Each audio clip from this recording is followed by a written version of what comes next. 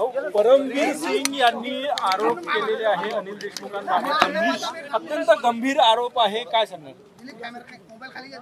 मी एवढंच सांगेन की त्यांनी मला अटक करण्याच्या संदर्भात आणि भाजपच्या नेत्यांना अटक करण्याच्या संदर्भात जे काही वक्तव्य केलेलं आहे ते पूर्णपणे सत्य आहे। याचा सगळा प्रयत्न झाला, त्यांनी तर एकच इन्सिडेंट सांगितलं, असे 4 इन्सिडेंसेस आहेत की ज्याच्यामध्ये खोट्या केसेस करून मला कशी अटक करता येईल याचं षडयंत्र झालं। परंतु हे सगळे षडयंत्र त्यावेळी आम्ही त्याचा पर्दाफाश करू शकलो आणि त्याचे व्हिडिओ एव्हिडन्सेस देखील आम्ही सीबीआयला दिले। आजही आमच्या जो अनेक व्हिडिओ एव्हिडन्सेस त्याचे आहेत।